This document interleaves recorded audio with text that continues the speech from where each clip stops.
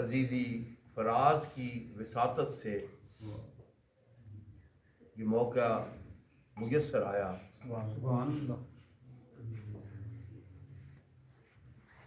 جو بھی ہو نا، آپ اپنے ماحول میں دیکھیں کہ جو کسی پیر کے خلیفہ کی تعریف کرتا ہے نا، اس کے محبوب مرید کی تعریف کرتا ہے. میں اپنے مزاج سے واقف ہوں کہ وہ شخص بہت عزیز ہوتا ہے. سبحان اللہ سبحان اللہ سبحان اللہ. اور جو کسی کی بد تعریفی کرتا ہے نا، وہ اندر اس سے چڑ سی پیدا ہو جاتی. میں اپنی فطرت کے بارے میں بتا رہا ہوں.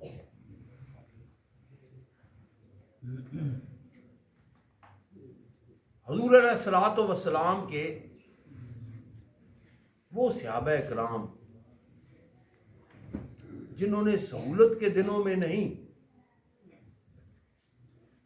اقتدار کے دنوں میں نہیں،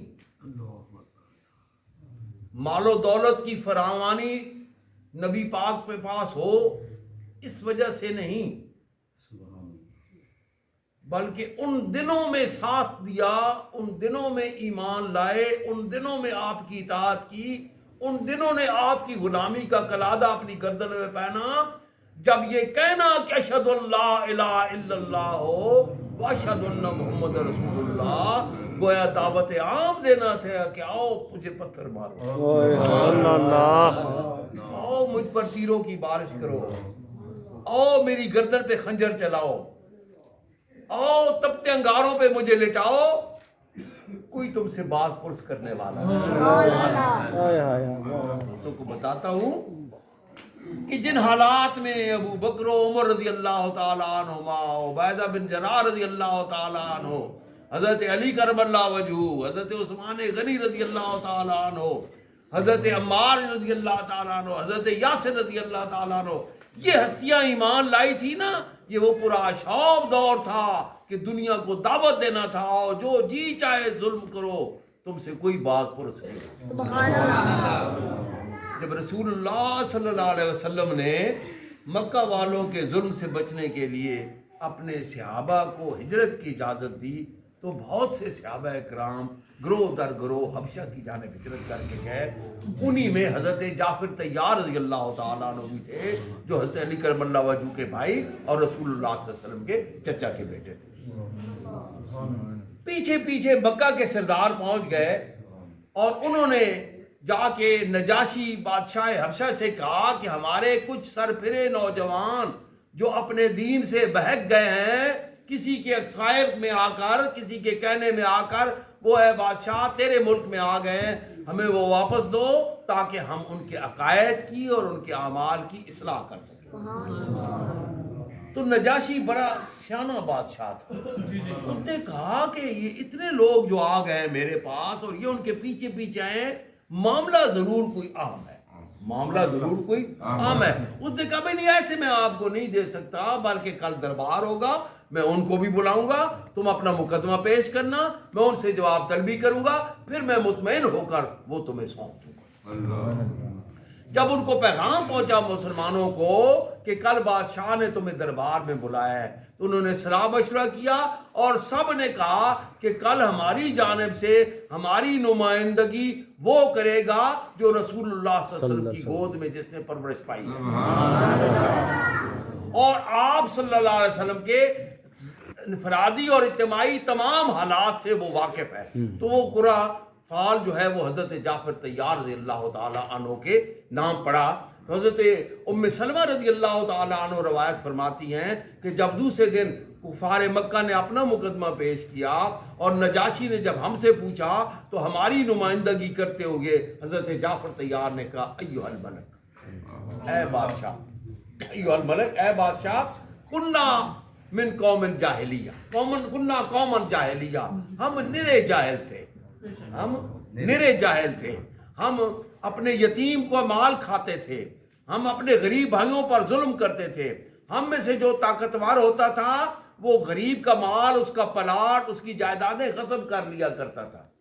ہم شراب پیتے تھے, ہم جوا کھیلتے تھے, برائی کرنا ہمارے لیے بہت ہی آسان کام تھا, آسان مشغلہ تھا ہمارا. ہم بتوں کو اپنے ہاتھ سے بت گھڑ کے رکھتے تھے اور پھر ان کی پوجا کرتے تھے کہ اتنے میں اللہ تعالیٰ کو ہماری حالت پہ رحم آیا اور اس نے اپنا محبوب رسول سبحان اللہ. اس نے ہمیں آ کر کیا بتایا؟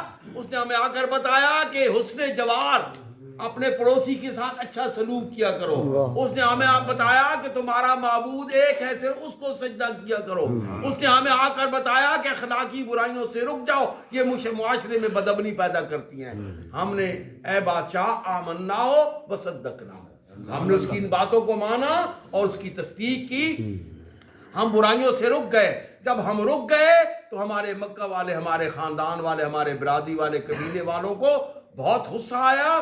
انہوں نے ہم پر ظلم کرنا شروع کر دیے, انہوں نے ہم پر تیر برسانے شروع کر دیے, انہیں ہمیں تنگ کرنا. حتیٰ ضیقون الارض, حتیٰ کہ میں مختصر اس میں سے آپ کو بتا رہا ہوں, بہت لمبی تقریر ہے.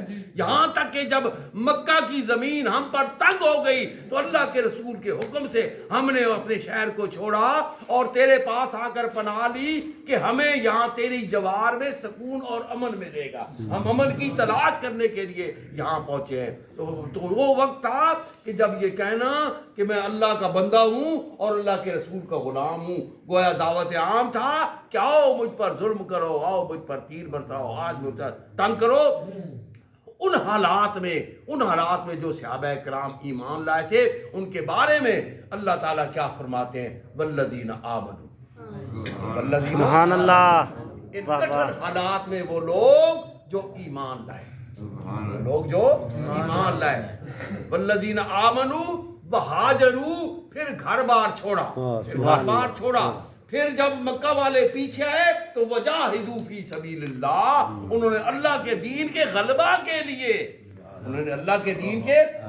کے لیے تلوار اٹھائی اور مرد میدان بن کر ان کفار کے مقابلے میں چند نفوس لے کر میدان میں آ گئے.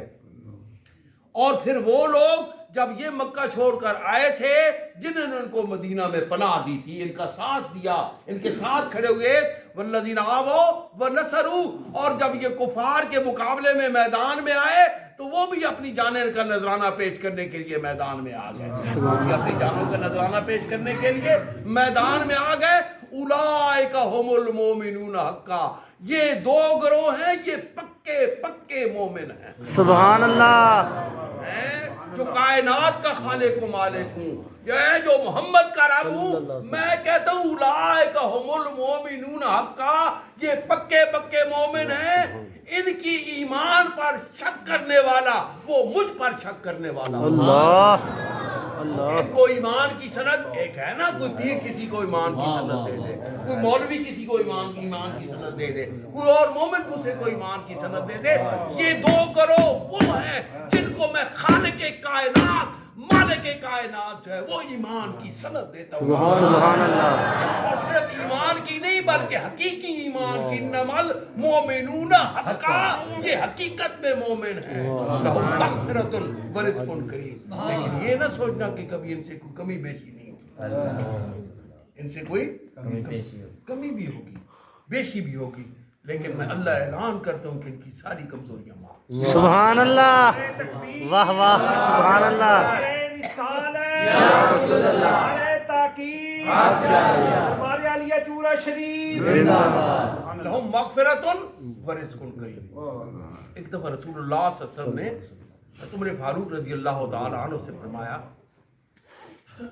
کہ اے عمر, ما من حسنۃ من ابو بکر کے ایک نیکی کے مقابلے میں, ابو بکر کی ایک نیکی کے مقابلے میں تیری ساری زندگی کی نیکیاں نہیں. کہا کہ حل انت الا حسنۃ من حسنات عمر, کہ عمر تیری ساری زندگی کی نیکیاں ایک جانب ہیں گی, لیکن ابو بکر کی ایک نیکی وہ ان سب پر, ابو بکر کی ایک نیکی ان سب نیکیوں پر بھاری ہوگی. آج ہم شان صدیق اکبر رضی اللہ تعالیٰ عنہ کے لیے یہ مخصوص یوم رکھا گیا ہے کہ آپ کی شان کیا ہے, آپ کا مقام کیا ہے. سبحان اللہ. ایک تو وہ مقام ہے کہ اللہ رب العزت نے ان کو ان کی صحابیت پر ٹھپا لگا دیا, خود صحابی رسول کا فرمان. سبحان اللہ. فرمایا ثانی اثنین اذ ہما فی الغار اذ یقول لصاحبہ لا تحزن ان اللہ معنا. کوئی بات ہے کہ رسول اللہ صلی اللہ علیہ وسلم نے فرمایا کہ جتنے بھی میرے صحابہ ہیں, جتنے بھی میرے صحابہ ہیں, سب کو میں نے جب دین کی دعوت دی, تھوڑے سے تردد کے بعد سوچ کر انہوں نے دین قبول کیا. میں نے ان کو دعوت حق دی, تھوڑا سا سوچ کے قبول کیا, لیکن ابو بکر پر قربان جاؤں, اس نے دعوت سے پہلے ہی اس کو قبول صدقے واقعی یہ کہ حضرت ابو بکر صدیق تجارت کے لیے غرض سے شام گئے ہوئے تھے. شب شام سے واپس آئے, رسول اللہ صلی اللہ علیہ وسلم نے اعلان نبوت فرمایا. راستے میں ابو جہل ملا تو اس نے کہا ابو بکر سنا ہے کچھ اپنے یار کے بارے میں, کیا کہہ رہا ہے؟ فرمایا میں تو ابھی سفر سے آ رہا ہوں, گھر بھی نہیں گیا, بتاؤ کیا کہتا ہے. کہا کہ وہ کہتا ہے کہ اللہ ایک ہے, میں اس کا رسول ہوں, یہ لات منات سب جھوٹے بت ہے. حضرت ابو بکر صدیق نے فرمایا کہ وہ ہونٹ کبھی جھوٹ میں نے 40 سال صداقت 40 سال اس کے ساتھ سنگت رہی. میری 38 سال عمر ہے, ان کی 40 سال عمر ہے, 5 سال نکال دو, ہم بچپن کے 33 سال کی میری رفاقت اور سنگت مجھے بتلا رہی ہے, یہ اعلان کر رہی ہے کہ ان ہونٹوں سے کبھی جھوٹ. اگر انہوں نے کہا پھر میں سچے ہیں. مال تجارت گھر بھیجا, گھر گئے ہی نہیں, اور سیدھا اسی لباس میں رسول اللہ صلی اللہ علیہ وسلم سبحان اللہ. اور پوچھا کہ اے محمد صلی اللہ علیہ وسلم کیا آپ نے یہ دعویٰ کیا ہے کہ آپ اللہ ایک ہے اور آپ اس کے رسول ہیں؟ آپ نے تمہید میں کچھ فرمانا چاہا, انہوں نے کہا نہیں مجھے 2 لفظوں میں بتا. آپ نے یہ دعویٰ کیا ہے تو آپ نے فرمایا ہاں اللہ ایک ہے, میں اس کا رسول ہوں اور مجھ پر وحی نازل ہوئی ہے. حضرت ابو بکر نے عرض کی یا رسول اللہ میں ایمان تو وہی قبول کر لیا تھا,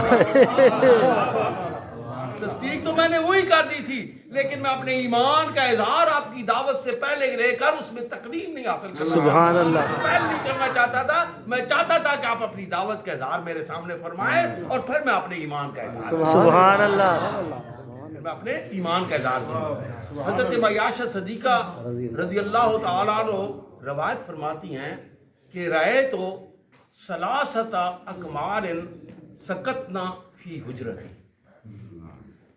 ایک دن میں نے خواب میں دیکھا کہ 3 چاند جو ہے وہ میرے گھر میں آ کر گرے ہیں, میرے گھر میں آ کر نازل. تو یہ چیز میں نے وقصصت علی ابی بکر, یہ خواب میں نے قصصت رویا علی ابی بکر, میں نے اپنا یہ خواب حضرت ابو بکر کے سامنے پیش کیا. فلما توفی رسول اللہ صلی اللہ علیہ وسلم, پھر جب رسول اللہ صلی اللہ علیہ وسلم کو دنیا سے اٹھا لیا گیا, توفا یا توفا کا معنی مرنا نہیں ہوتا, اٹھا لینا. توفا یا توفا میں بعد چلا جاتا ہے نا, تو پورے جسم اور روح کو سمیت کسی شخص کو اٹھا لینا. فلما توفا رسول اللہ صلی اللہ علیہ وسلم, جب رسول اللہ صلی اللہ علیہ وسلم اس دنیا سے اٹھا لیے گئے, ودفن فی حجرتی, اور میرے گھر کے اندر ان کو دفن کیا گیا. تو فقال ابو بکر لی, تو ابو بکر صدیق نے مجھ سے کہا کہ یا عائشہ تو ھذا احد من اقمارک, یہ تیرے چاندوں میں سے ایک ہے, یہ تیرے چاندوں میں سے ایک ہے.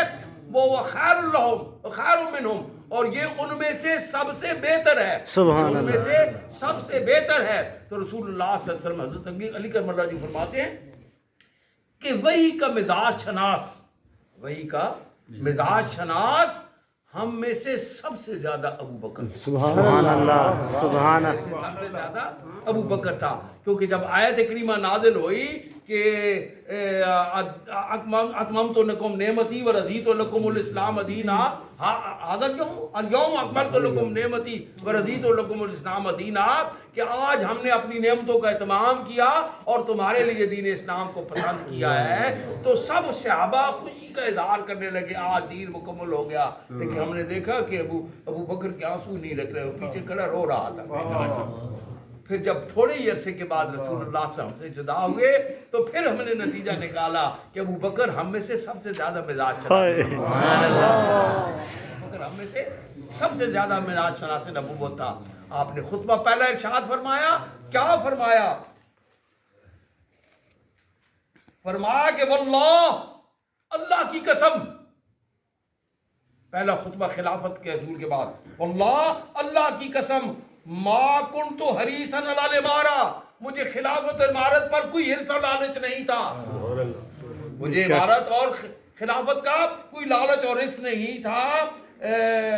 یومن ولا لیلتن, ایک رات اور ایک دن بھی کبھی میں اس کا خواہش مند نہیں رہا, کبھی بھی. واہ واہ.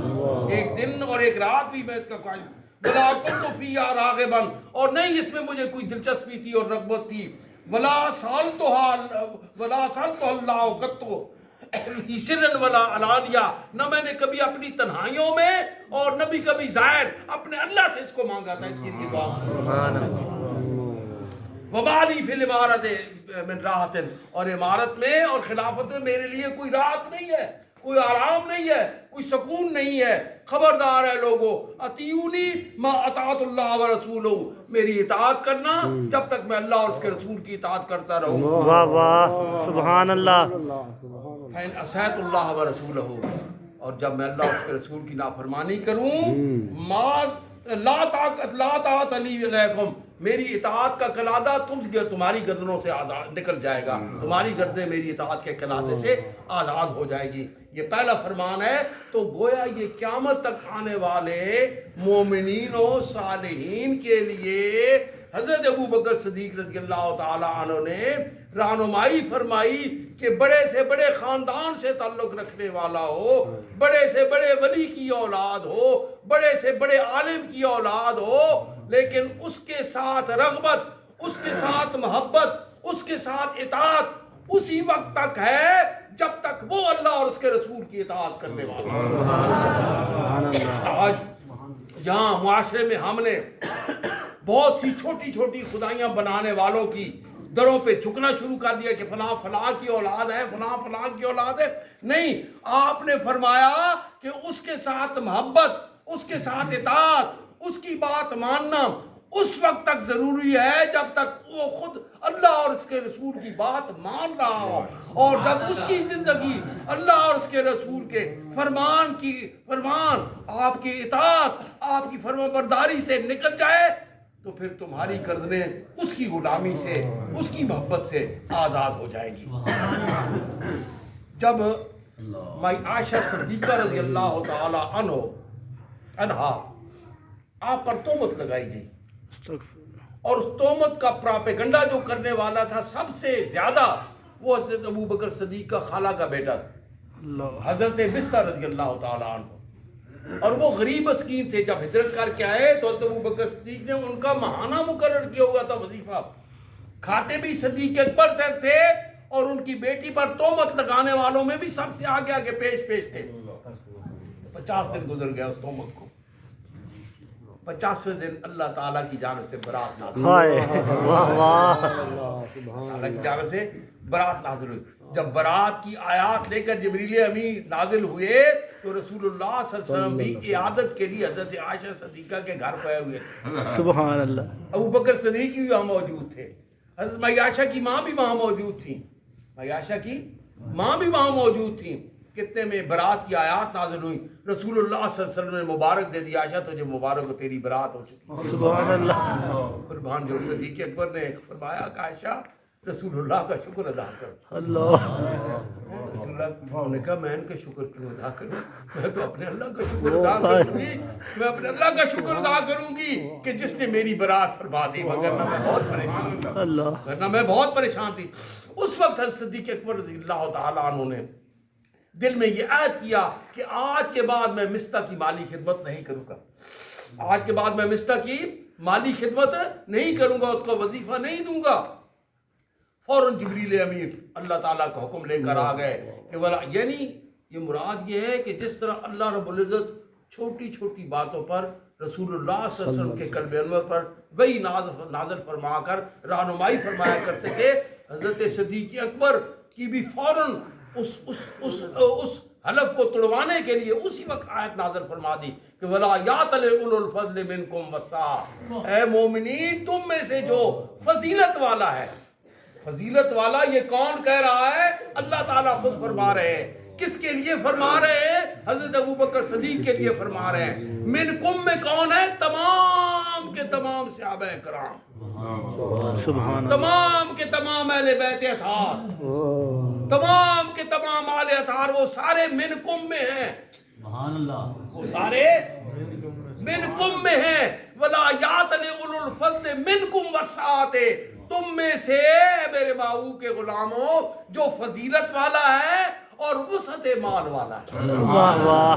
आपने दुआ मांगी कि अल्लाहुम्मा अबसुत ली अद-दुनिया, ऐ अल्लाह दुनिया मुझे वाफर अता कर, दुनिया मुझे वाफर अता कर, वज़हिदनी अनहा, लेकिन उसकी मोहब्बत को मुझसे दूर रख।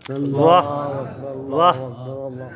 उसकी मोहब्बत को मुझे यानी मोमिन को ये दुआ मांगनी चाहिए कि ऐ अल्लाह मुझे मोहताज न कर कि कहीं भूख मिटाने के लिए मैं चोरी चकारी न शुरू कर दूं, लेकिन जब मुझे वसी रिज़्क़ दे तो उसकी मोहब्बत में मुझे अंधा न कर दे कि मैं शैतान का चेला बन जाऊं, बल्कि जो है वो तेरी राह में खर्च करने वाला। सुभान अल्लाह। वाह वाह। ये हज़रत अबू बकर तो फरमाया कि अल्लाह रब्बुल इज़्ज़त ने कि उलुल फज़ल मिनकुम वसाते, जो तुम में से फजीलत वाला है और साहिब माल भी है, वसअत माल वाला भी है, ला यातले, वो ये कस्में ना उठाता फिरे कि यो तो दिल कुर्बा, कि अपने रिश्तेदार मिस्का को नहीं देगा कुर्बान। उसकी जरा सी बात पर नाराज होकर, उसकी एक गलती पर नाराज होकर, उसके एक जुल्म पर नाराज होकर उसके माल पर, अपने माल को उस पर बंद कर देगा, ये कसम ना उठाए। वलियाफू वलियस्फकू, ओ मोमिनो, जब तुम्हारे मोमिन भाई से तुम्हारे साथ कुछ ज्यादती हो जाए, कोई गलती हो जाए, वलियाफू वलियस्फकू, माफ करने की आदत डाला करो, दरगुजर करने की आदत डाला करो। वलियाफू वलियस्फकू अला तुहिब्बूना यग़फिरल्लाहु लकुम, क्या तुम्हें ये बात पसंद नहीं कि तुम्हारा अल्लाह तुम्हारी कोताहियों को माफ फरमाए? सुभान अल्लाह। तुम्हारा अल्लाह तुम्हारी गलतियों को माफ फरमाए, ये बात तुम्हें पसंद नहीं? उसी वक्त सदीक अकबर पुकार उठे, जान गए कि ये वही मेरे लिए, सुभान अल्लाह। ये वही मेरे लिए पुकार, अल्लाहुम्मा या रब्बे नुहिब्बु अन यग़फिरल्लाहु लना, हम तो ये बात चाह पसंद करते हैं कि हमारा अल्लाह हमें माफ करता रहे, हमारा अल्लाह हमें माफ करते हैं, यग़फिर लना, हमारा अल्लाह में माफ फरमाए। और उसी वक्त इरादा किया कि मैं हलफ तोड़ता हूँ और मैं मिस्टर की आइंदा भी मदद किया करूँ। सुभान अल्लाह। एक वाक्य है कि हिजरत, मैं सोचता रहता हूँ जब तारीख का मुताला करता हूँ कि रसूलुल्लाह सल्लल्लाहु अलैहि वसल्लम सबसे भारी रात कौन सी थी? सुभान अल्लाह। सबसे भारी रात। तो पूरी तारीख इस्लामी, ओहद की रात, बदर की रात, ओहद की रात जब आपके दंदान मुबारक शहीद किए गए, बदर की रात जब वो सारे कुफार सिमट के आ गए थे हर जानब से असले से, और आपके साथ तो चंद नौजवान थे, कुछ लोग मक्का के थे, मदीना वाले तो जंगजू थे ही नहीं, वो तो मक्के वाले कहते हैं ये चरवाहों की, ये काश्तकारों की औलाद है, ये काश्तकारों की औलाद है, ये काश्तकारों के बेटे, ये हमसे क्या लड़ेंगे? वो तो उनको घटिया समझते थे, मदीना काश्तकार समझते थे। वो काश्तकारों के कुछ नौजवान साथ थे। वो रात भारी थी कि सुबह जंग करनी थी अरब के आजमूदा कार जंगजुओं से। मक्का वाले बड़े आजमूदा कार जंगजू थे। इवन कि जब अबू जाल लश्कर लेकर आ रहा था मदीना की जानिब, तो उसका सरदार था गालिबन बनी कनाना का दोस्त था, हलीफ था। उसने अपने बेटे को भेजा कि कुछ फौजी चाहिए, जवान लड़ाई करे, लड़ा के तो मैं भेज देता हूँ।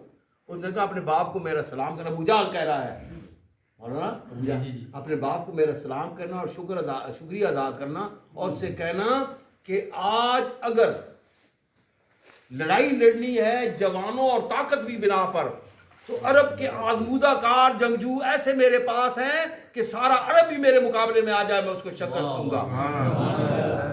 लेकिन हमारे मुकाबला करने वाले मोहम्मद का ये दावा कि उसका अल्लाह उसका मददगार है। वाह सुभान अल्लाह। तो फिर सारे अरब के नौजवान मेरे पीछे आके खड़े जाओ, फिर भी मैं शिकस्त खा जाऊंगा। अगर वो इस दावे में सच्चा है कि उसका अल्लाह उसके साथ है, उसका अल्लाह उसका मददगार है। यही चीज रसूलुल्लाह सल्लल्लाहु अलैहि वसल्लम ने बयान फरमाई थी जब गड़े में डाला गया ना उनको, काफरों को, तो ऊपर खड़े होकर मट्टी डाली गई, खड़े होकर फरमाया या अबा जाल, या उतवा, या शैबा, اللہ نے مجھ سے جو نصرت کا وعدہ فرمایا تھا وہ تو اسے پورا کر دکھایا. سبحان اللہ. تمہارے لیے جو ذلت و رسوائی کا اعلان تھا وہ بھی پورا ہوا کہ نہیں؟ تمہارے فاروق پاس کھڑے درج کی، یا رسول اللہ 3 دن کے مردے ہیں، یعنی غالباً بدر کے 3 دن بعد ان کو دفن کیا گیا، 3 دن کے مردے ہیں، کیا سن رہے ہوں گے آپ کا کلام؟ فرمایا کہ عمر تجھ سے زیادہ سن رہے ہیں، واہ واہ. تجھ سے زیادہ. ولیکن لا یستطیعون ان یستجیبوا لنا، لیکن لے طاقت نہیں رکھتے کہ ہمیں جواب دے، سن تم سے زیادہ رہے. یہ تو حدیث پاک ہے نا. قرآن بتاتا ہے کہ جب صالح علیہ السلام کی قوم تباہ ہوئی آل سمود، تو صبح لاشوں کے سامنے کھڑے ہو کر، چند مومنین بچ گئے تھے، لاشوں کے سامنے کھڑے ہو کر حضرت صالح نے ارشاد فرمایا، تقریر فرمائی تھی، خطاب فرمایا تھا، یا قوم، ان لاشوں کو، یا قوم، اے میری قوم، انی بلغتکم رسالات ربی، میں نے تمہیں اپنے رب کا پیغام پہنچایا تھا، ورنہ سخت اور نصیحت بھی کی تھی، لیکن تم اتنے کٹھور تھے کہ تم نہ حق مانے نہ حق کو پہچانے. اب دیکھ لیا اپنی اس نافرمانی کا مزہ اور چکھ لیا ہے، رہو اب چکھتے رہو قیامت تک. اور پھر وہاں سے ہجرت کی، کیونکہ انبیاء کرام کی عادت مبارکہ ہوتی ہے کہ ان بستیوں میں، ان علاقوں میں جہاں اللہ کا عذاب نازل ہوتا ہے، وہاں سے آپ ہجرت فرما دیتے ہیں، وہاں سے آپ ہجرت فرما دیتے ہیں. تو اس وقت ابو جہل نے کہا تھا کہ اگر سارے عرب کے لوگ بھی آ جائیں تب بھی میں محمد کا کچھ نہیں بگاڑ صلی اللہ علیہ وسلم. واہ. ان حالات میں دوستو حضرت صدیق اکبر رضی اللہ تعالی عنہ ہر وقت سفر و حضر میں، وہ رات بھاری تھی، لیکن میں اس نتیجے پر پہنچا کہ نہیں، رات وہ بھاری تھی جس رات رسول اللہ صلی اللہ علیہ وسلم مکہ کو چھوڑنا تھا اور مدینہ جانا تھا. اللہ. کیونکہ تمام کے تمام ساتھی مدینہ پہنچ چکے تھے، صرف 2 مکے میں تھے، صرف 2، ایک علی اور ایک ابو بکر. یہ 2 رازدار تھے. تو بکر صدیق فرماتے ہیں کہ میں بھی بار بار، میں بھی کئی اجازت پوچھی رسول اللہ صلی اللہ علیہ وسلم سے ہجرت کی، تو آپ فرمایا رک جاؤ، تھوڑا دن کے بعد جانا. میں سمجھ گیا، مزاج شرح سے نبوت تھے نا، میں سمجھ گیا. پھر میں جان بول کر ہر دوسرے تیسرے سے پوچھا، یار میں بھی جاؤں؟ پھر میں بدل لیتا جب آپ فرماتے کہ نہیں صدقے یا رسول اللہ. پھر میں 2 دن گزرتے، پھر میں یا رسول اللہ میں جاؤں؟ آپ نے فرمایا کہ نہیں، مجھے پتا تھا کہ یہ مجھے ساتھ لے کر جائے گا. تو میں نے 2 اونٹنیاں خریدی تھی، تیز رفتار تکڑی 2 اونٹنیاں خرید کے جگ رکھی ہوئی تھی چبا کے. مجھے معلوم ہو گیا تھا جب ہجرت کی رات آئی تو رسول اللہ، اس کے 2 رازدار، میں بتا رہا صرف 2 رازدار تھے، ایک امام علی اور ایک خلیفۃ الرسول صلی اللہ علیہ وسلم. علی علیہ السلام صرف اکیلے واقف تھے، کیونکہ ان کا گھر ابھی بنا ہی نہیں تھا. علی علیہ السلام کا گھرانہ نہیں تھا، اکیلے تھے، اکیلے رازدار تھے. لیکن قرآن جو ابو بکر تیرا پورے کا پورا گھرانہ رازدار. باپ پوچھتا ہے پوتی سے کہ یار کے ساتھ چلا گیا ہے، اس کی عادت ہے وہ سارا کچھ لے گیا ہوگا. وہ کبھی سب کچھ سمیٹ کے ساتھ لے گئے تھے ہجرت میں، وہ لے گیا ہوگا. تو بیٹی کس کی تھی؟ وہ حضرت اسماء. وہ فرماتی ہے کہ گڈوی میں میں نے کنکر ڈالے، ان کو کھٹکھٹا کے میں نے کہا نہیں بابا، ہمارے لیے بہت کچھ ہو. باپ ابھی ایمان قبول نہیں کیا، ابھی ایمان قبول نہیں کیا. کہنے لگا اچھا چھوڑ گیا تو پھر اچھا ہے کہ اپنے بھائی کا، اپنے دوست کا ساتھ دے رہا ہے، وفا کر رہا ہے. یہ وہ بیٹی ہیں جو وہاں جا کر بکریوں کا دودھ دو کے پلایا کرتی تھی رسول اللہ صلی اللہ علیہ وسلم کو 3 دن. حضرت بکر صدیق کی بیوی بھی رازدار کے وہ روٹیاں پکاتی تھی، بیٹا عبد الرحمن رازدار کے وہ روٹیاں لے کر جاتا تھا. ابھی ایمان قبول نہیں کیا ان میں سے کسی نے، صرف صدیق اکبر مومن ہے. غلام وہ رازدار کے بکریاں چرانے کے لیے اسی وادی میں جاتا تھا. خود بھی رازدار، باپ بھی رازدار، بیوی بھی رازدار، بیٹی بھی رازدار، بیٹا بھی رازدار، غلام بھی رازدار، اور انعام کا اعلان جو محمد کے بارے میں بتلائے گا صلی اللہ علیہ وسلم، اس کو 100 سرخ اونٹ انعام میں دیا جائے گا۔ لوگ ایک ایک اونٹ پہ اپنا ایمان اور ضمیر بیچ دیتے ہیں، لیکن کسی کے پائے استقلال میں جنبش نہیں، کسی نے سوچا بھی نہیں کہ میں راز پاش کروں گا۔ حتیٰ کہ حضرت جب وہ کافر اوپر پہنچ گئے نا غار کے اوپر، تو حضرت ابوبکر صدیق عرض کرتے ہیں کہ یا رسول اللہ، ہم تو ان کے قدموں کے نیچے ہیں، وہ ذرا اپنے قدموں پر نگاہ ڈالیں گے تو ہم ان کو نظر آ جائیں گے۔ تو آپ نے فرمایا لا تحزن، ہائے ہائے ہائے ہائے، سبحان اللہ، واہ واہ، ان اللہ مانا معنا۔ ابو بکر ڈر نہیں، اللہ کی سنگت ہم دونوں، سبحان اللہ، ہم دونوں کو، واہ واہ، ان اللہ معی، سبحان اللہ، میں محمد کے ساتھ، ان اللہ معنا۔ ارے رسول اللہ صلی اللہ علیہ وسلم بتلا گئے، فرما گئے کہ اللہ میرے ساتھ بھی ہے اور ابو بکر کے ساتھ بھی ہے۔ واہ واہ واہ، اللہ، اللہ کی معیت مجھے بھی ہے اور ابو بکر کو بھی ہے، اور خود اللہ نے اعلان فرما دیا بعد میں کہ ثانی اثنین، یاد کرو وہ دن کہ ثانی اثنین اذ ہما فی الغار اذ یقول لصاحبہ، جب وہ اپنے صحابی سے کہہ رہا تھا لا تحزن ان اللہ معنا، واہ، میں تیرے ساتھ، دونوں کے ساتھ، واہ واہ، دونوں کے ساتھ ہے۔ وہ بھاری رات، اس رات کا رازدار کون تھا؟ ایک ابو بکر، اس کا پورا گھرانہ، اور ایک علی اکیلی ذات، کیونکہ ان کا گھر ابھی بنا ہی نہیں تھا۔ تو دوستو فرمایا کہ والذین آمنوا وہاجروا، ایک دن رسول اللہ صلی اللہ علیہ وسلم نے فرمایا افمن من آل الصلاۃ دویا من باب الصلاۃ، کیا قیامت کے دن صحابہ حاضر ہوں گے نا، مومن بھی کافر بھی، مجھے جو نمازی ہوگا وہ باب صلاۃ میں سے پکارا جائے گا، دعوت دی جائے گی کہ آؤ داخل ہوگا۔ ومن کانا من آل الجہاد دویا من باب الجہاد، جو اہل جہاد میں سے مجاہد ہوگا اسے باب جہاد سے بلایا جائے گا۔ ومن کانا من آل الصدقۃ، وہ آل صدقہ سے بلایا جائے گا، دویا من باب الصدقۃ۔ ومن کانا من آل الصیام دویا من باب الصیام، اس کو روزے دار کے دروازے سے پکارا جائے گا۔ تو صدیق اکبر رضی اللہ تعالیٰ عنہ نے عرض کی کہ ما علی من ضرورت ہے، اب اس کو کسی اور کی کیا پرواہ، یا رسول اللہ من یدعا من ھذا الابواب، جس کو اس دروازے سے پکارا جائے اس کو کسی اور چیز کی کیا ضرورت ہے۔ پھر عرض کی یا رسول اللہ ایکون احد، کیا کوئی ایک ایسا بھی ہے من یدعا من ھذا الابواب، جس کو ان تمام دروازوں سے بلایا جائے گا؟ قال نعم، ہاں، وارجو ان تکونوا منہم، وارجو تکونوا منہم، اور میں ہم محمد امید کرتا ہوں، یعنی رسول اللہ کی امید وہ بمانا یقین کی ہوتی ہے، نبی کی امید بمانا یقین کو، یہاں رجاء یرجون میں نا وہ نہیں ہوگا کہ مجھے امید ہے، یہاں یہ نا کہ مجھے یقین ہے، تکونوا منہم وہ کر تو انہیں میں سے ہوگا جس کو سب دروازوں واہ واہ، واہ واہ، سبحان اللہ، سے بلایا جائے گا۔ میرے اللہ کا رسول یہ اعلان فرماتا ہے کہ اے وہ لوگوں، قیامت تک آنے والے میرے غلاموں، یہ بات پلے سے باندھ لو کہ جس نے بھی مجھ پر تھوڑا سا احسان کیا میں نے اس کے احسان کا جواب دیا۔ عمر نے احسان کیا میں نے جواب دیا، عثمان نے احسان کیا میں نے جواب دیا، علی نے احسان کیا میں نے جواب دیا، ابو عبیدہ نے احسان کیا میں نے جواب دیا، رضوان اللہ علیہ اجمعین، الا ابا بکر، مگر ابو بکر میں اس کے ایسے احسان کا بدلہ دیتا 10 اور اوپر کیے ہوئے۔ سبحان اللہ، نعرہ تکبیر، نعرہ رسالت، نعرہ تحقیق، اس کے احسانوں کا بدلہ اس کا اللہ ہی اس کو دے گا، میرا اللہ اس کو دے گا۔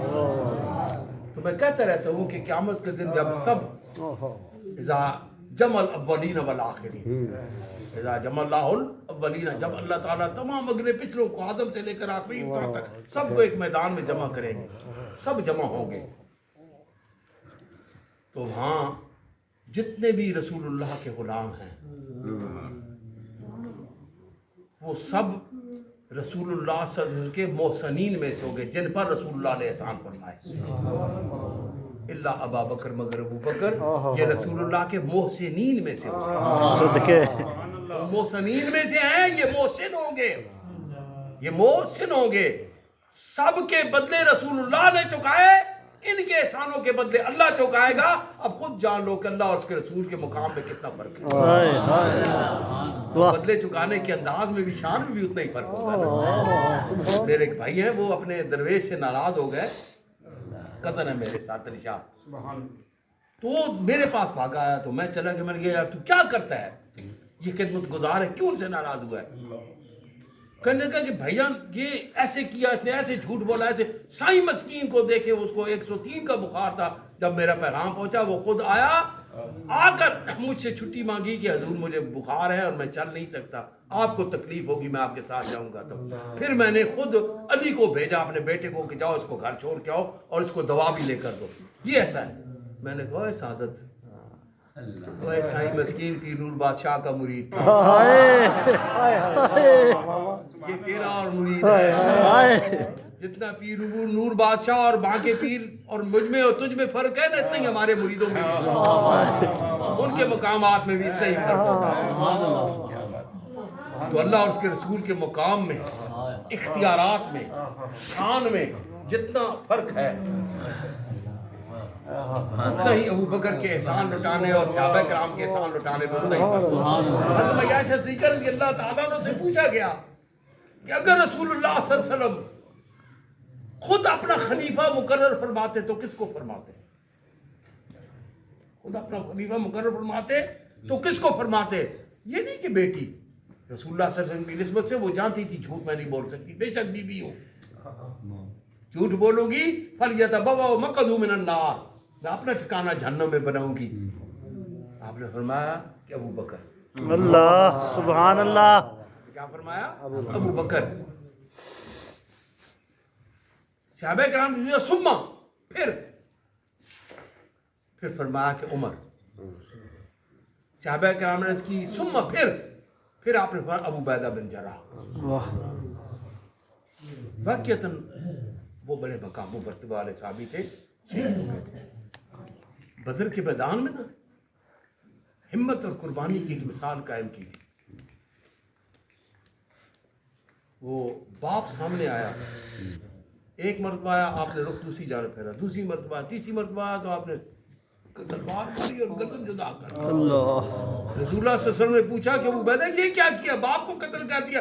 या रसूलल्लाह, वो अल्लाह और उसके रसूल की और मेरी मोहब्बत के दरमियान फाइल होना चाहता था। हाय वाह आपने उस दिन इरशाद फरमाया क्या तो अमीनुल उम्मत या अबा बैदा, ऐ अबू बैदा तू अमीनुल उम्मत है, तूने अल्लाह और उसके रसूल की मोहब्बत पर अपने बाप की मोहब्बत को तर्क कर दिया, कुर्बान कर दिया। हाय हज़रत अबू बकर सिद्दीक़ की मिसाल है कि बेटा मुकाबले में था, वो अब्दुर्रहमान जो राजदार रसूल थे, वो बदर में तलवार लेकर मुकाबले के लिए आए हुए थे मक्के वालों के साथ।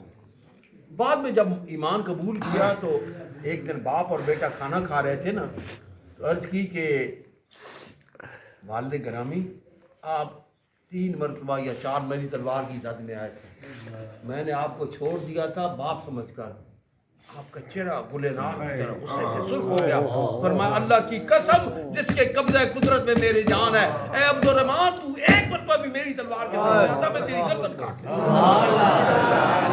तकाज़ा ईमान, क्योंकि रुख़ मुस्तफ़ा वो किताब है जो मोहब्बतों का निसाब है। जिसने मुस्तफ़ा अलैहिस्सलातु वस्सलाम के साथ मोहब्बत का तल्लक बना लेता है, फिर न उसको बाप अजीज रहता है, न माँ अजीज रहती है, न बेटा अजीज रहता है, न भाई अजीज रहता है। पिछले दिनों पहले कभी नहीं हुई, चंद दिन पहले एक हदीस पाक वो अब मैं सुना रहा हूँ। हज़रत अब्दुल्लाह बिन हुज़ैफ़ा रज़ी अल्लाह तआला अन्हु रूमियों की कैद में चले गए और मोमिनीन की एक जमात भी थी। रूम के सरदार या बादशाह जो भी थे, उसने कहा कि ए हुज़ैफ़ा ईसाइयत कबूल कर ले, ए अब्दुल्ला ईसाइयत कबूल कर ले। आपने नहीं, इनकार किया। उसने कहा कि मैं अपनी बेटी तेरी अक़द में दूंगा और अपनी हुकूमत का भी कुछ हिस्सा तुझे दूंगा। तो आपने क्या इरशाद फरमाया, ए बादशाह लो आते तजमिया मा तमलिक, जिस कुल चीजों का कायनात में से जो तू वालिक है ना वो सारी मुझे दे दे, بات ہے جمیع ما تملک العرب، اور عرب پورے عرب جتنی جائیدادوں کے مالک ہیں، جتنے ملک، وہ سارے کا سارا مجھے دے دے۔ اس بات پر کان آرجو ان دین محمد صلی اللہ علیہ وسلم طرفت عینک، ایک پلک جھپکنے کی دیر میں رسول اللہ کے دین سے پھر جاؤں، ماں قبل تو میں یہ بھی قبول نہیں کروں۔ پھر اس نے کہا میں تجھے پھانسی دے دوں گا، فرمایا دے دو۔ کہنے لگا کہ اس کو آرام سے پھانسی نہ دینا، اس کی ہڈیوں پر ایسے ایسے کٹوکے مارنا، ڈنڈوں کے ساتھ ڈنڈے مارنا، اور تاکہ اذیت ناک موت یہ مرے۔ جب بہت زیادہ تکلیف دے چکا، پھر کہا ابو تعالیٰ کہا عیسائیت قبول کرو، آپ نے فرمایا نہیں۔ اس نے کہا میں تجھے پھانسی دے دوں گا، اس نے کہا تپتی انگاروں پہ لٹاؤں گا، اس نے کہا لٹا دو۔ پھر اس نے ایک تانبے کی دیپ تپوائی اور اس میں ایک مومنین میں سے ایک کو ڈالا، وہ تڑپ تڑپ کر اپنے خالق کے حضور اپنے پیش ہوئے دکھانے کے لیے۔ پھر کہا عبداللہ اب ایمان قبول کر، نہیں تو یہی حال ہوگا۔ انہوں نے کہا ہوتا رہے۔ کہا اس کو پھینکو، وہ لے جا رہے ہیں، آپ پکڑ کے چل رہے ہیں۔ صدقے سبحان اللہ۔ جب دیکھ کے قریب پہنچے تو آنکھوں سے آنکھ جاری۔ اس نے کہا اب شاید ڈر گیا، اس نے کہا واپس لاؤ ان کو۔ پھر واپس لایا گیا، کہا عیسائیت قبول کر، آپ نے فرمایا پھر انکار کیا۔ اس نے کہا موت کے ڈر سے رو رہا تھا اور ابھی انکار کر رہا ہے۔ اس نے کہا اوے پاگل، میں موت کے ڈر سے نہیں رو رہا تھا، میں تو اپنے اللہ کے حضور آنسو کا نذرانہ پائے کر کے یہ عرض کر رہا تھا، اے اللہ میری ایک ہی جان ہے جو تیرے دین پر قربان ہو رہی ہے۔ اگر میرے جسم پر جو بال ہیں اتنے بالوں کے برابر بھی میرے جانے ہوتی تو میں ساری کی ساری تیرے دین پر قربان کرتا، ساری کی ساری۔ صحابہ کرام نعرہ تکبیر، نعرہ رسالت، نعرہ تحقیق، دربار عالیہ چورا شریف۔ کہا اس کو قید میں ڈالو، قید تنہائی میں، اور بھوکا اور پیاسا رکھو۔ 5-6 دن کے بھوکا پیاسا رکھ کے پھر آپ کی جانب شراب اور خنزیر کا گوشت بھیجا، آپ نے نہ کھایا۔ پھر دربار میں بلایا اور کہا تو نے کھایا نہیں، مرنا چاہتا ہے؟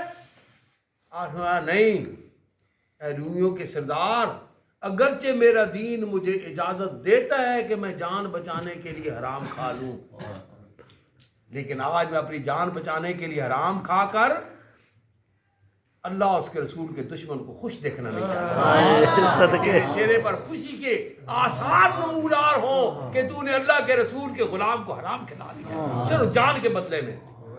اس نے بہت متاثر ہوا، کہنے لگا اچھا ایک شرط ہے، میرے سر کا بوسہ دو میں تمہیں چھوڑتا ہوں۔ آپ نے ایسے نہیں، یہ ایک شرط میری بھی ہے۔ انہوں نے کہا کیا؟ میرے تمام مومن بھائیوں کو چھوڑو پھر میں تیرے سر کا بوسہ لیتا ہوں۔ اس نے وعدہ کیا، آپ نے آگے بڑھ کر سر چوم لیا۔ تو امیر المومنین عمر فاروق رضی اللہ تعالیٰ عنہ کو دور خلافت تھا، جب وہاں واپسی ہوئی تو عمر فاروق رضی اللہ تعالیٰ عنہ کے سامنے سارا معاہدہ پیش کیا گیا، تو آپ نے اٹھ کے کھڑے ہو کر فرمایا الیوم حق علی المسلم، آج ہر مسلمان پر فرض ہو گیا ہے ان یقبلو راسا عبداللہ، کہ وہ عبداللہ کے سر کا بوسہ دے۔ اور میں عمر سب سے پہلے ابتدا کرتا ہوں، اقامہ وقبل راسہ، اٹھ کے کھڑے ہوئے اور آپ کے سر کا بوسہ دیا۔ فرمایا کہ والذین آمنوا وہاجروا وجاہدوا فی سبیل اللہ والذین آووا ونصروا، وہ لوگ جو ایمان لائے، اللہ کی راہ میں ہجرت کی اور اللہ کی راہ میں اللہ کی رضا کے لیے، اس کے دین کے غلبہ کے لیے جہاد کیا، اور وہ لوگ جو انہوں نے آنے والوں کو پناہ دی، اور پھر جب بدر میں یہ آئے یا عہد میں آئے تو ان کے پاس آ کر کھڑے ہو گئے، ان کے پاس آ کر کھڑے ہو گئے، ان کے ساتھ دیا۔ اولئک هم المؤمنون حقا، یہ ہے حقیقی مومن، میں اللہ اعلان کرتا ہوں۔ سبحان اللہ۔ تعالیٰ فرماتے ہیں میں اللہ اعلان کرتا ہوں یہ حقیقی مومن ہے، لہم مغفرۃ ورزق کریم، ان کے لیے مغفرت بھی ہے اور رزق کریم بھی۔ سبحان اللہ۔ مغفرت بھی ہے، دنیا کی رہنمائی کے لیے۔ ایک دفعہ آپ تشریف فرما رہے تھے، آپ کا قول مبارک ہے دار الفانیہ، دار یہ دنیا فنا ہونے والی ہے، اس سے محبت بات کرو۔ دار دنیا فنا کا گھر ہے، فنا ہونے والی ہے، وَأَحْوَالُنَا آریہ، اور ہمارے جتنے بھی اسباب ہیں نا جو ہمیں دیے گئے ہیں یہ آریتاً ادھار دیے گئے ہیں۔ اللہ اکبر۔ ہمارے حالات ہمیں، کسی کے پاس زمین ہے، کسی پاس کارخانہ ہے، یہ حالات ہمیں، احوال ہمیں آریتاً دیے گئے ہیں۔ وَأَنفَاسُنَا مَعْدُودَةً، اور سانسیں ایک خاص مدت مقررہ تک ہیں۔ دارنا فانیہ، یہ دنیا کا گھر، یہ زندگی، یہ فانی ہے۔ وَأَحْوَالُنَا آریہ، حالات ہمارے اسباب اور احوال یہ آریتاً ادھار ہے، اور جو ادھار نہ چکائے وہ کون ہوتا ہے؟ ذلیل و رسوا ہوتا ہے۔ وَأَحْوَالُنَا آریَةٌ وَأَنفَاسُنَا، اور ہماری یہ زندگی کی حرارت جو ہے، یہ سانس کا چلنا پھرنا، یہ معدودۃ المعدود ہے۔ وَقَسُولُنَا مَوْجُودَةٌ، لیکن یہ سب جاننے کے باوجود بھی ہماری غفلت موجود ہے، ہماری قصولنا موجود ہے، ہماری غفلت موجود ہے۔ دوستو، آپ تمام سے گزارش ہے کہ انبیاء کرام یہ پیغام لے کر نہیں آئے تھے کہ تم انبیاء کرام کی تقریریں سننا، خطبات سننا، سر دھننا، اور نہیں اہل حق مبلغین اسلام نے، وہ صوفیاء کرام میں سے ہوں، علماء اعظام میں سے ہوں، کسی نے بھی یہ طریقہ اختیار نہیں کیا تھا۔ یہ طریقہ اس وقت شروع ہوا جب اسلام کی حقیقت سے دنیائے ایمان کو دور کرنا تھا۔ علامہ کہتے ہیں نا کہ شیطان نے مجلس سے مشاورت کی تھی کہ مست رکھو ذکر و فکر صبح گائی میں سے اس مسلمان کو تسبیحوں میں ڈال دو، یہ تسبیحاں رولتا رہے، تہجد کے نوافل 100 200 رکعات پڑھتے اس میں تو ڈال دو۔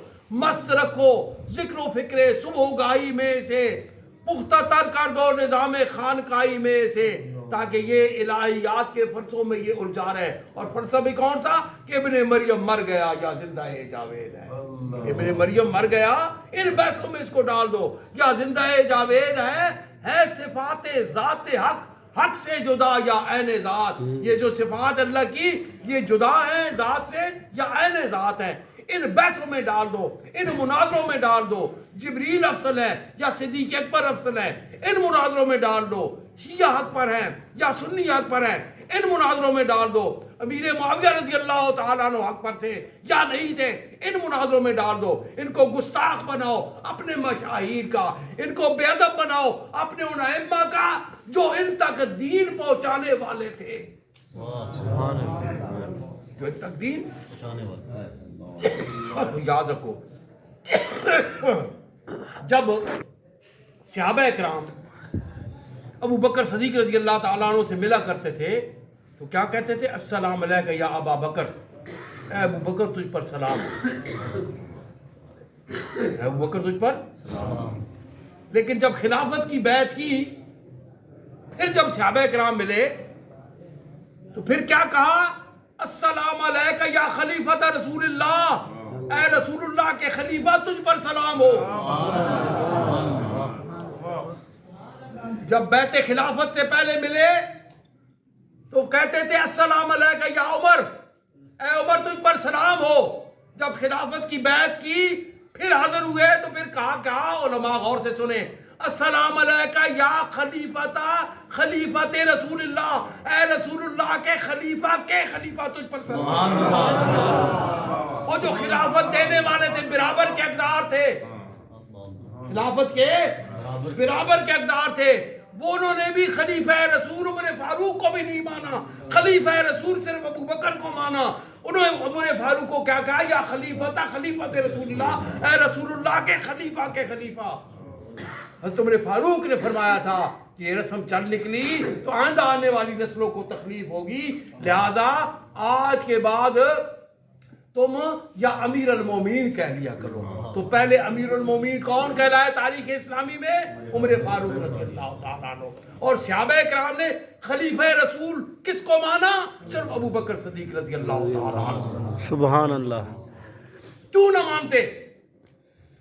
عمر فاروق نے اگرچہ رسول اللہ کی بیعت تو برابر کی تھی ابو صدیق اکبر کے، لیکن ایک غیر رسول کی بھی بیعت کی تھی ابو بکر کی۔ عثمان غنی نے برابر کی بیعت کی تھی ابو بکر کی رسول اللہ صلی اللہ علیہ وسلم کی، لیکن دو غیر رسولوں کے ساتھ بھی اطاعت کا عہد باندھا تھا، ابو بکر کے ساتھ اور عمر کے ساتھ۔ علی کرم اللہ جو نے برابر کی بیعت کی تھی رسول اللہ صلی اللہ علیہ وسلم کی ابو بکر کے ساتھ، لیکن 3 غیر رسولوں کے بھی ہاتھ میں بھی دست اطاعت ہوا۔ اب اس ابو بکر سے کون افضل ہو سکتا ہے کہ جس نے صرف اللہ کے رسول کے ساتھ عہد اطاعت کیا، اور پھر ید اللہ فوق ایدیہم، ان الذین یبایعونک انما یبایعون اللہ ید اللہ فوق ایدیہم۔ کسی غیر رسول کی بات نہیں کے ساتھ بیعت نہیں کی۔ اب فضیلت والا کون ہے؟ وہ جس نے 1 2 3 غیر رسولوں کے ساتھ بیعت اطاعت کا عہد باندھا تھا، یا صرف وہ جس نے اللہ کے رسول کے ساتھ اطاعت کا عہد باندھا تھا اور ید اللہ فوق ایدیہم ہو گیا تھا۔ یہ ہے میرے صدیق کا مقام، یہ ہے میرے صدیق کی شان، یہ ہے میرے صدیق کا مقام، یہ ہے میرے صدیق کی شان۔ اور وہ میں حدیث پاک سنا رہا تھا کہ سلاسل الاقمار والے، وہ پھر دوسرے کون تھے؟ 2، ایک ابو بکر اور دوسرے عمر۔ کہ ابو بکر نے فرمایا تھا نا کہ ہذا من احد اقمارک، یہ تیرے چاندوں میں سے پہلا چاند ایک ہے، وہذا خیر منہم، اور یہ ان میں سے بہترین ہے، خیر والا ہے۔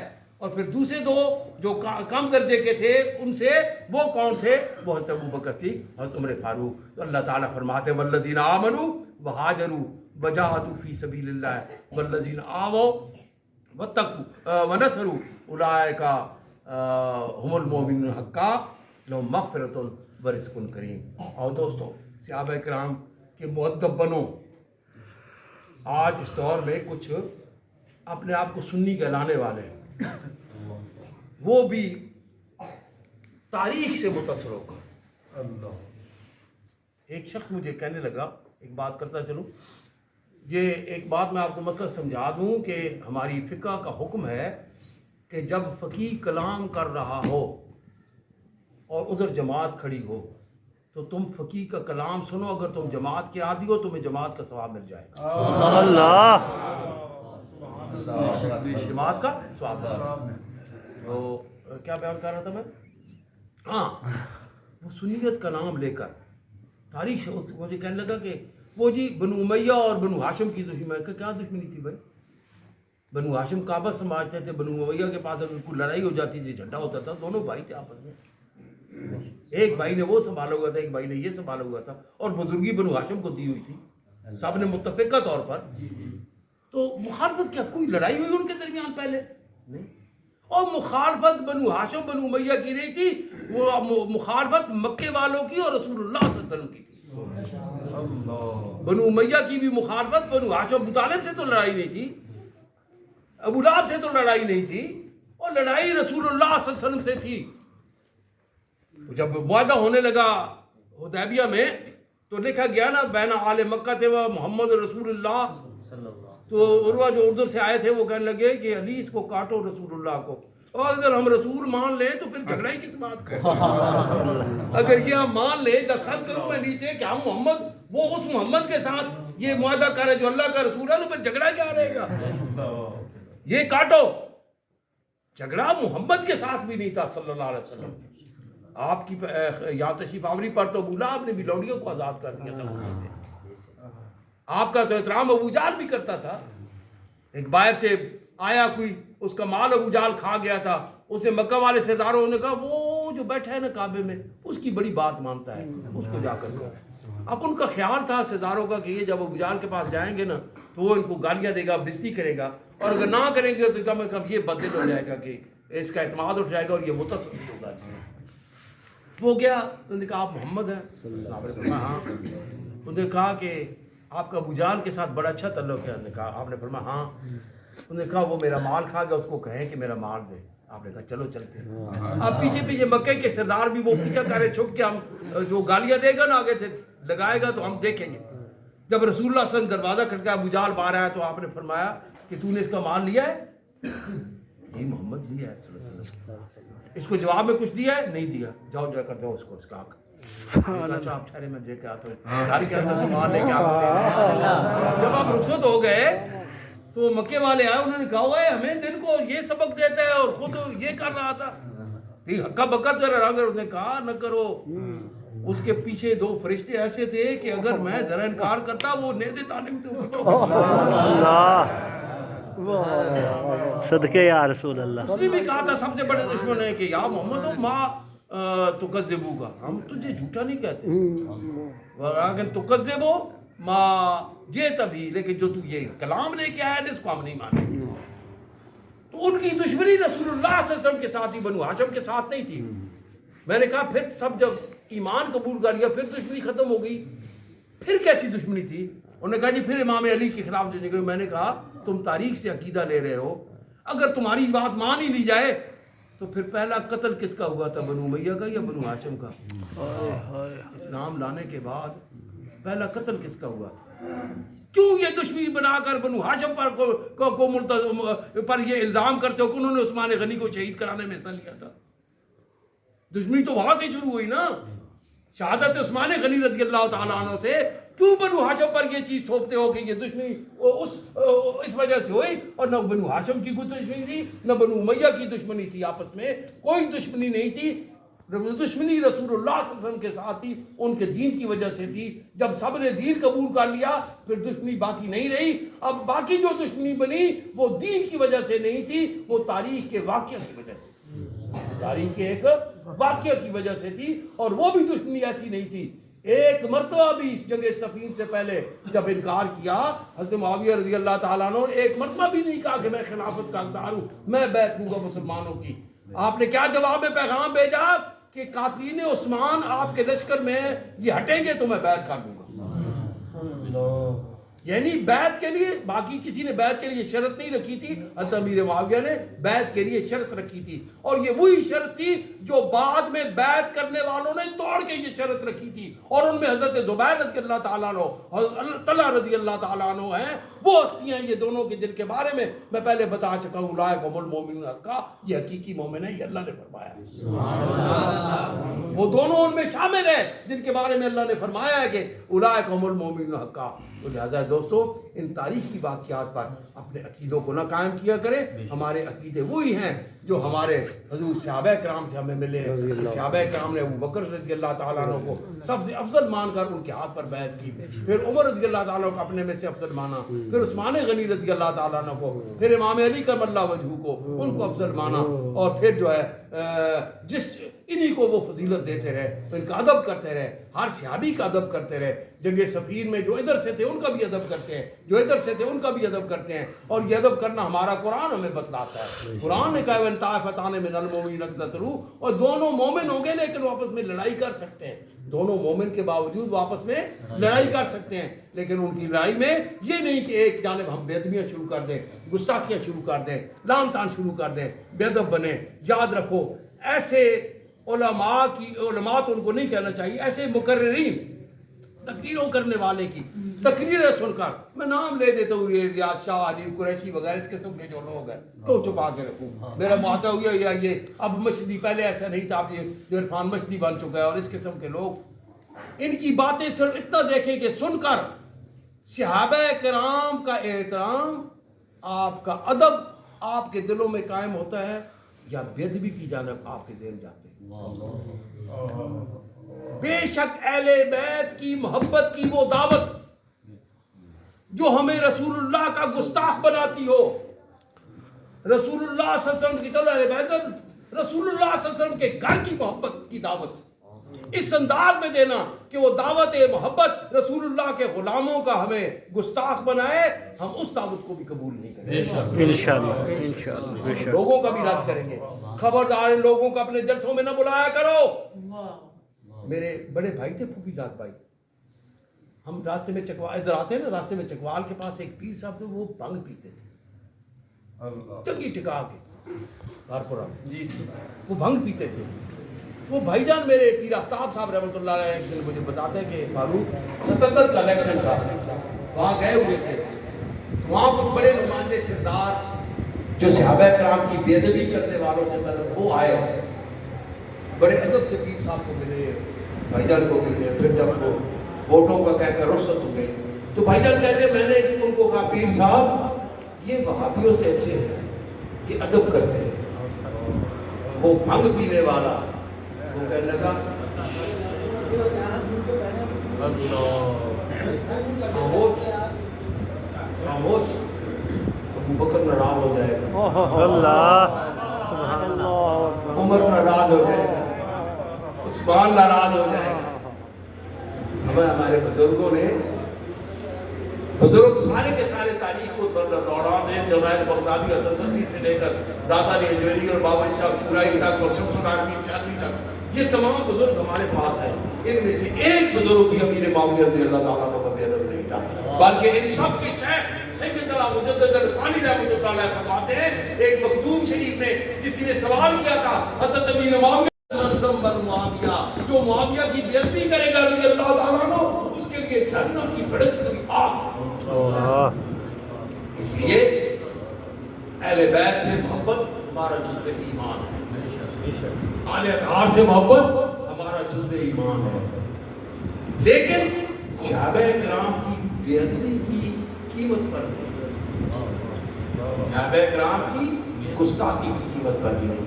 اللہ تعالیٰ مجھے اور آپ سب کو مؤدب بنائے صحابہ کرام کا، باادب بنائے صحابہ کرام کا۔ دوستو وقت مجھے قریب ہو گیا تھا، اس لیے وقت ہم نے